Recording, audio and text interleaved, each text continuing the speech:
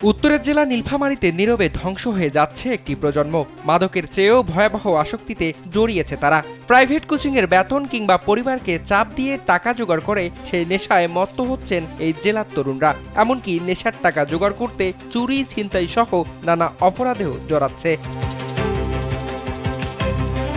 এই নেশা কোনো মাদক নয়, এই নেশা শর্টকাটে বিত্তবান হওয়ার, এই নেশা অনলাইনে জুয়া খেলার। যেই অনলাইন জুয়ায় আসক্ত হয়ে আজ সর্বশান্ত এই উত্তরের জেলার তরুণরা। মূলত সামাজিক যোগাযোগ মাধ্যমে বিজ্ঞাপন দেখেই আসক্ত হয়ে পড়ছে তরুণ সমাজ। স্যান্ডেলিনা সো, রূপচর্চায় আভিজাত্য। সহজলভ্য স্মার্টফোন ও ইন্টারনেটের সুযোগে তরুণদের একটি অংশ জড়িয়ে পড়ছে এমন অবৈধ কার্যক্রমে। জানা গেছে কয়েকটি ক্লিকের মাধ্যমে মোবাইল ফোন হয়ে উঠছে বেটিংয়ের প্ল্যাটফর্ম। রাতারাতি লাভের প্রলোভনে পা দিচ্ছে তরুণরা, যার পরিণতি ভয়াবহ। অনুসন্ধানে দেখা যায় উচ্চ মাধ্যমিক কলেজ পড়ুয়া অনেক শিক্ষার্থী এ ধরনের জুয়ার সঙ্গে জড়িয়েছে। সহজে টাকায় লোভ আর সহপাঠীদের প্রভাব দুই মিলে তৈরি হয়েছে আসক্তি।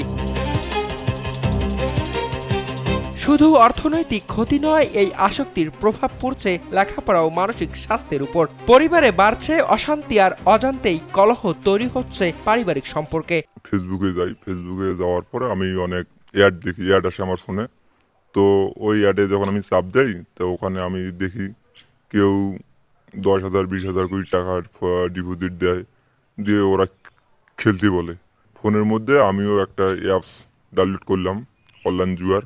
তো আমি ডাউনলোড করার পরে রেজিস্ট্রেশন করলাম। রেজিস্ট্রেশন করতে গেলে সাধারণত ফোনের বিকাশ নাম্বার বা নগদ, রকেট এগুলো নাম্বার দিতে হয়। তো আমি নাম্বার দিলাম, দেওয়ার পরে পাসওয়ার্ড দিলাম, তারপরে আমার নামটা বসে দিলাম। দেওয়ার পরে অ্যাকাউন্ট যখন আমার কমপ্লিট হলো, তখন আমি ডিপোজিট দিলাম 10,000 টাকা সাধারণত।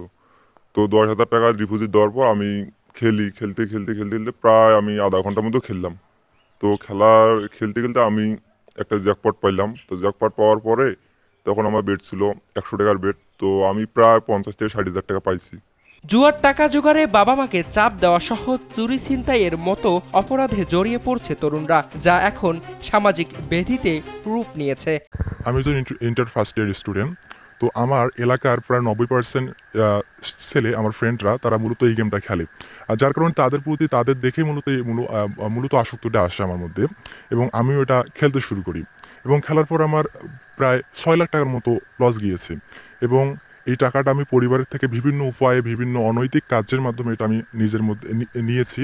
এই নেওয়ার পর আমি আমার গেমের মধ্যে আমি ইনভেস্ট করছি, এবং ইনভেস্ট করার পর আমার এগুলো লস গিয়েছে। আমি বিভিন্ন উপায়ে নিয়েছি। আমার মার শখের হার ছিল, প্রায় হার আমি বিক্রি করছি। এরকম অনেক অনৈতিক কাজের মাধ্যমে মূলত টাকাটা নিয়ে আমি গেমের মধ্যে আমি ইনভেস্ট করছি, ডিপোজিট দিয়েছি। দুর্বলতার সুযোগ নিয়ে প্রচলিত আইনে অনলাইন জুয়া এবং ভিসা প্রতারণা কর্মকাণ্ডে লিপ্ত অপরাধীরা খুব সহজেই ছাড়া পেয়ে যাওয়ার বিষয়টি স্বীকার করেছেন পুলিশ সুপার ফরাদ খান। তাই ভিন্ন আইনে গ্রেপ্তার করে তাদের শাস্তির ব্যবস্থা আইন শৃঙ্খলা বাহিনীর সদস্যরা কাজ করে যাচ্ছে বলে জানান তিনি।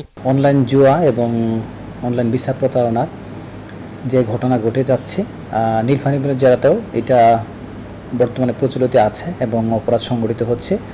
সেই জন্য জেলা পুলিশ বিভিন্ন ব্যবস্থা গ্রহণ করেছে এবং আমরা বিভিন্ন জায়গায় রেড দিচ্ছি। ইতিমধ্যে আমাদের কাছে প্রায় 33টি মামলা তদন্তাধীন রয়েছে, এবং আমরা ভিকটিমদেরকে ডেকে নিয়ে আসছি এবং তাদেরকে সেভাবে প্রতিকার দেওয়ার চেষ্টা করছি।